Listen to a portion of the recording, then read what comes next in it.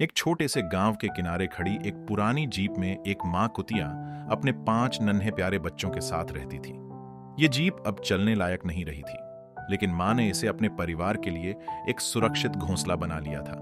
सूखी घास, पुराने कपड़े और कुछ फटे हुए चिप्स के पैकेट, यही उनका छोटा सा संसार था। पिल्ले अलग अलग रंगों के थे, एक दूध जैसा सफेद, एक कोयले जैसा काला और बाकी हल्के भूरे। वे सारे दिन एक दूसरे के साथ खेलते, कभी एक दूसरे के ऊपर चढ़ जाते, कभी माँ की गोद में दुबक जाते। माँ कुतिया थकी हुई थी, लेकिन उसकी ममता में कोई कमी नहीं थी।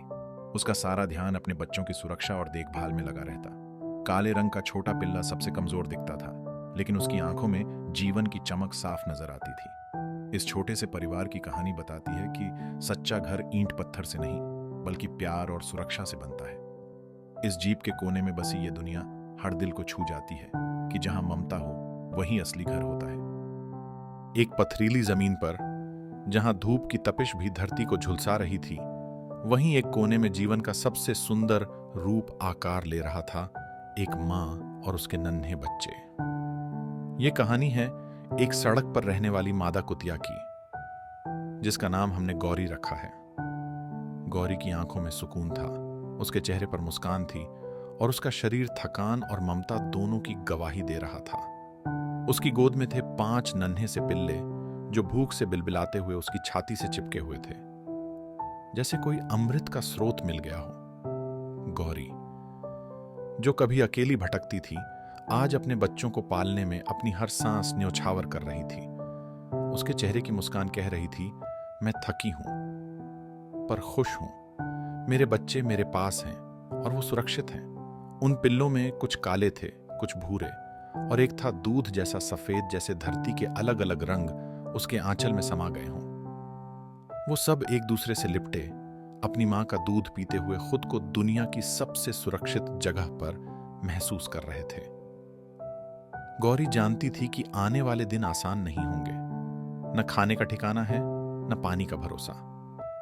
लेकिन जब भी वो अपने बच्चों को देखती, उसे लगता कि सारी कठिनाइयां छोटी हैं, क्योंकि उसके पास वो कारण है जिसके लिए जीना चाहिए। एक राहगीर वहां से गुजरा। उसने यह दृश्य देखा, एक मां बिना किसी छत के, बिना किसी मदद के, सिर्फ अपने प्यार और ताकत के सहारे अपने बच्चों को पाल रही है। उसकी आंखें नम हो गईं। उसने ठान लिया कि अब गौरी और उसके बच्चों को अकेला नहीं छोड़ा जाएगा। और इस तरह उस मां की ममता ने एक और दिल को छू लिया, क्योंकि मां की ममता केवल रक्त का रिश्ता नहीं देखती, वह हर जीव को छू जाती है, चाहे वह इंसान हो या।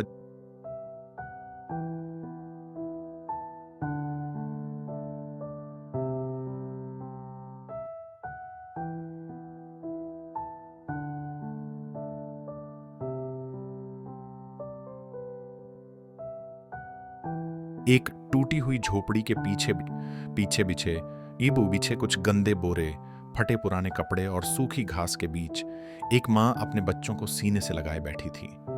वह कोई आम मां नहीं थी, वह एक आवारा कुतिया थी, लेकिन उसकी ममता, उसका त्याग और उसका प्रेम इंसानी मांओं से किसी भी तरह कम नहीं था। उसका नाम किसी ने नहीं रखा था, लेकिन गांव के कुछ बच्चों ने उसे प्यार से लाली कह दिया था, शायद उसके सुनहरे बालों की वजह से।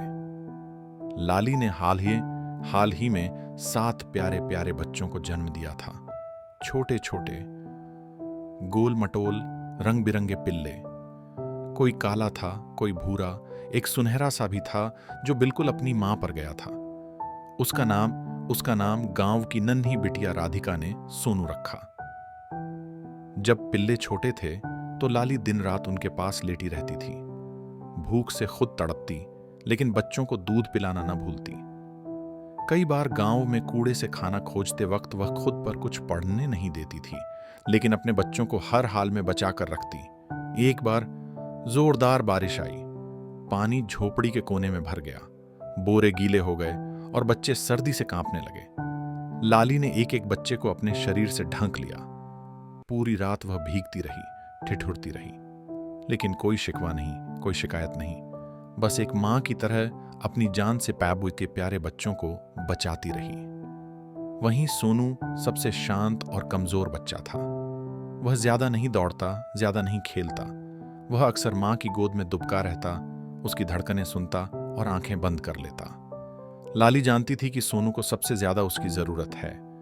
वह उसके पास सबसे ज्यादा रहती, उसका चेहरा बार बार चाटती और आंखों से उसे ताकती, जैसे कह रही हो मैं हूं तेरे साथ। एक दिन गांव के कुछ बच्चों ने देखा कि लाली और उसके बच्चे वहां पड़े हैं।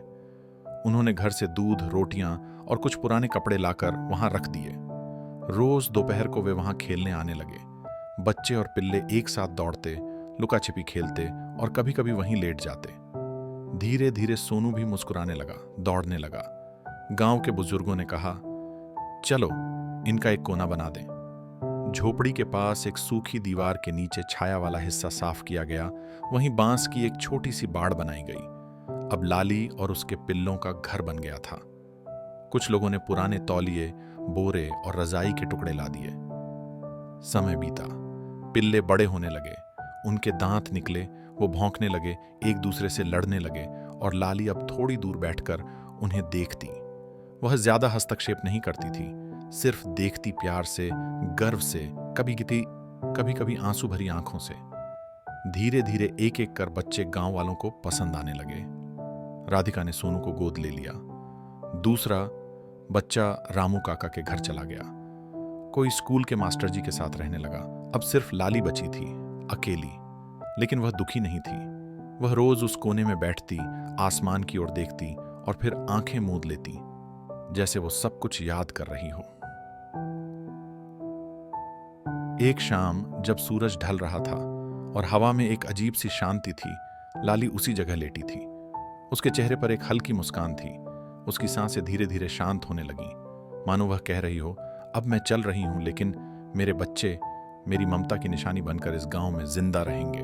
ये सिर्फ एक कहानी नहीं है, यह एक सच्चाई है जिसे हम हर दिन सड़कों पर, गलियों में देखते हैं। एक माँ चाहे किसी भी रूप में हो, उसका प्यार, उसका त्याग और उसकी ममता अमर होती है।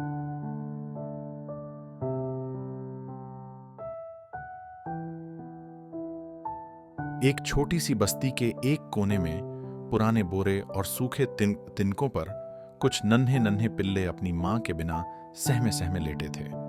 उन्हीं में से एक काले रंग का प्यारा सा पिल्ला था, जिसकी नाक और माथे पर हल्के सफेद निशान थे। जब एक इंसान ने प्यार से हाथ बढ़ाया तो वह पिल्ला बिना डरे उसके हाथों को सूंघने और चाटने लगा, मानो वो उसे अपना बना चुका हो। उसके पास ही उसका भाई भी था, जो ध्यान से उसे देख रहा था। उस पल में मासूमियत, विश्वास और नए रिश्ते की एक खूबसूरत शुरुआत हो रही थी। इंसान और जानवर की बेमिसाल दोस्ती की।